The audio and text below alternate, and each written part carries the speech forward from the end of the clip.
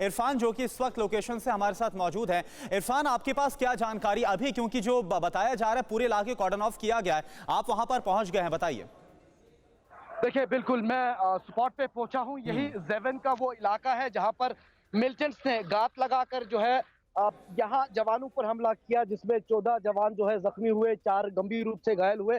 और कह दूं मैं, ये पूरा इलाका जो है, जिस तरह अभी पूर्व डीजीपी वेद जी भी कह रहे थे, कंजेक्टेड इलाका है, रिहायशी इलाका है, छोटे छोटे पथरीले रास्ते हैं। और यहाँ जो गात लगाकर हमला करना और भागने में, यहाँ निकलने में सफलता मिलिटेंट्स को मिली है। और साफ तौर पर ये इलाका आप देख सकते हैं, अगर मैं थोड़ा आगे चलूं, और आप देख सकते हैं ये पूरा जो इलाका है, रास्ता छोटा है। और यहीं पर, जहां पर फिलहाल मैं इस समय खड़ा हूं, यहाँ पर हमला किया गया है। और इस हमले में जम्मू कश्मीर पुलिस ने फिलहाल स्पष्ट किया कि 2 जवान जो है अस्पताल पहुंचकर दम तोड़ दिए हैं। लेकिन सूत्रों से फिलहाल खबर आ रही है 3 जवान जो है इस हमले में फिलहाल हलाक हुए हैं। बाकी जवान जो है वो अस्पताल में अभी जेर इलाज है, उनका इलाज चल रहा है। और कहीं ना कहीं जिस तरह कश्मीर फ्रीडम फाइटर्स ने ये हमले की जिम्मेदारी ली है और ये कहा है कि एम्बुश लगाकर ये हमला किया गया है, उसी पैटर्न पर यहाँ पर ये हमला लग रहा है अंजाम दिया गया है।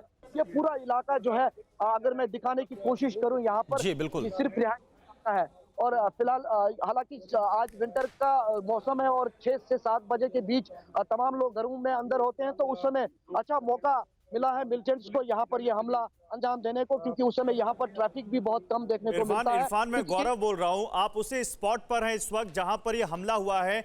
आप जरा हमें और अच्छे से दिखाइए किस जगह पर वो बस थी जहां पर यह हमला किया गया, कितने मिलिटेंट्स बताए जा रहे थे और इस वक्त वहां पर क्या हलचल है, जरा सब कुछ डिटेल में बताइए हमारे दर्शकों को। शुरू से श्रीनगर में एक बहुत बड़ा आतंकी हमला जम्मू कश्मीर आर्म्ड पुलिस की बस पर, बताइए।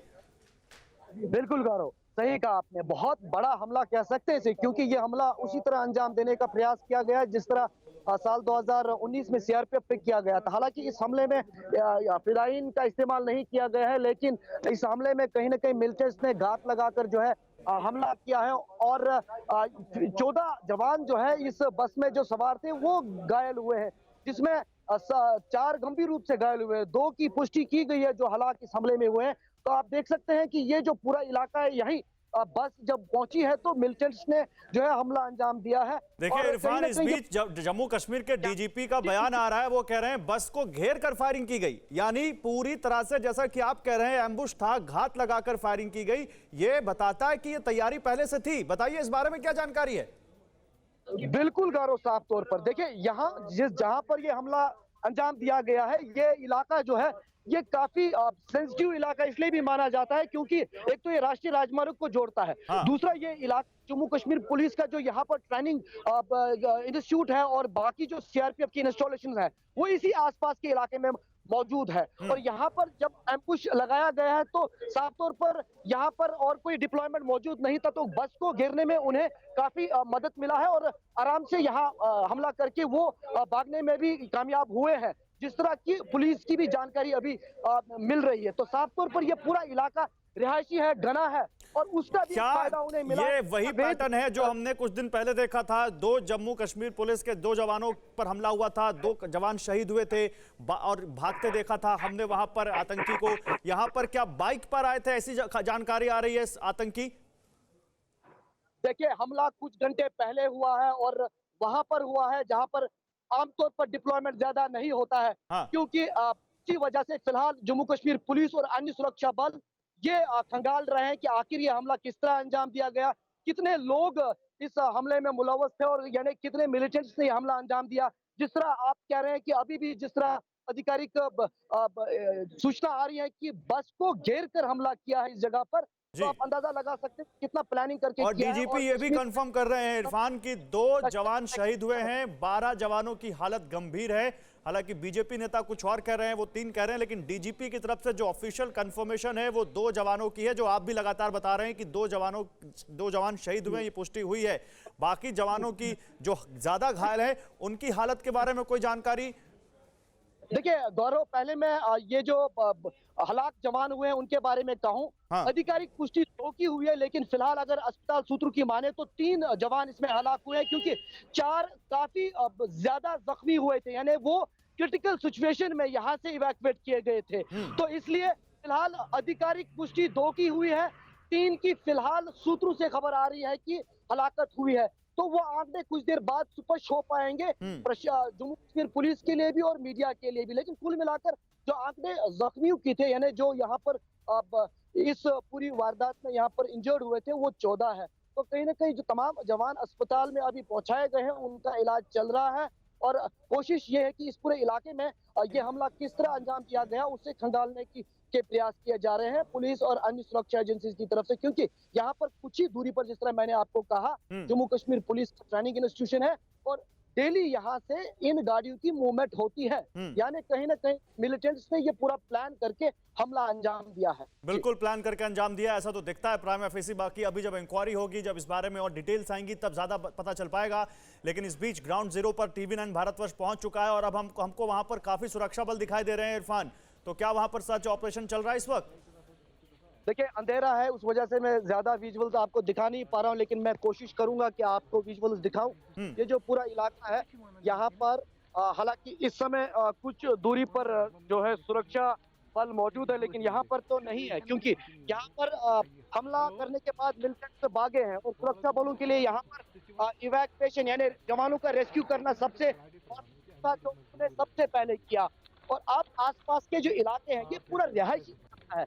यहाँ पर बिजनेस एस्टेब्लिशमेंट भी आसपास बहुत है, तो यहाँ भागने यानी फरार होने में बहुत मदद मिल सकती थी मिलिटेंट्स को, जो कि फिलहाल दिख रहा है मिली है। एक और जानकारी आ रही है, कश्मीर जोन पुलिस का जो ऑफिशियल ट्विटर हैंडल है वेरीफाइड, उसने ट्वीट करके बताया है कि जिन 2 जवानों की मौत हुई है उसमें एक ASI हैं और एक सिलेक्शन ग्रेड कांस्टेबल हैं जिनकी मौत हुई है इस हमले में। इस बीच कर्नल दिनेश नैन, डिफेंस एक्सपर्ट, हमारे साथ जुड़ रहे हैं। दिनेश नैन साहब, एक बहुत बड़ा आतंकी हमला, ठीक वैसा ही जैसा पुलवामा में, हालांकि उसे कंपेयर नहीं करना चाहिए और उसे कर भी नहीं सकते, लेकिन एक बार फिर बस पर हमला किया गया है जिस बस में जवान सवार थे जम्मू कश्मीर आर्म्ड पुलिस के, और 2 जवानों की मौत भी हो गई है, जो जानकारी आ रही है। देखिए, बहुत दुख की बात है, लेकिन ये कोई अनएक्सपेक्टेड बात नहीं लगता मेरे को। क्योंकि जिस तरीके से आपने जो डेवलपमेंट्स देखी पिछले कुछ दिनों के अंदर, पाकिस्तान हताश होता चला जा रहा है। इकोनॉमिक पे तो उसको लात पड़ी रही है हर जगह से, चाहे IMF है, चाहे सऊदी अरेबिया, सब जगह से। लेकिन जिस प्रकार से रूस के प्रधान जो राष्ट्रपति है पुतिन जी अपने गवर्नमेंट अपने प्राइम मिनिस्टर से आके मिले 6-7 घंटे और यहाँ पे काफी 28 के करीब करार करके गए, तो पाकिस्तान तो सोच रहा था कि शायद रूस के साथ में, चीन के साथ मिलकर उसका बहुत बड़ा गठबंधन बन जाएगा। एक तो उसकी आशाओं पे पानी फिर गया। दूसरा रही बात कश्मीर की, कश्मीर के अंदर वो उसका कुछ भी मतलब वो कर नहीं पा रहा था और ना ही उसके पास में कोई ऐसा जरिया बचा था। जब से नहीं, तो क्या आप ये कहना चाहते हैं कि एक तो भारत की बढ़ती हुई ताकत, दूसरा कश्मीर में 370 और 35 हटने के बाद जो पाकिस्तान स्पॉन्सर्ड टेररिस्ट हैं, जो आतंकी गुट है, उनकी झल्लाहट है और वो इसीलिए ये बताना चाहते हैं कि नहीं, कश्मीर में ऑल इज नॉट वेल और इसीलिए ऐसे हमले अंजाम दे रहे हैं? बिल्कुल गौरव, यही बात है। देखिए, उनके पास में अभी क्या है, जो बच्चे कुछ लोग हैं और जो कि इनका जो नए लोग ये रिक्रूट कर रहे हैं थोड़े बहुत, उनके ना वो इतने ट्रेंड है, कुछ लोग ये पाकिस्तान से भेज रहे हैं। इरादा है कि कैसे कश्मीर को लाइमलाइट में लाया जाए, वो कोई तरीका तो बचा नहीं।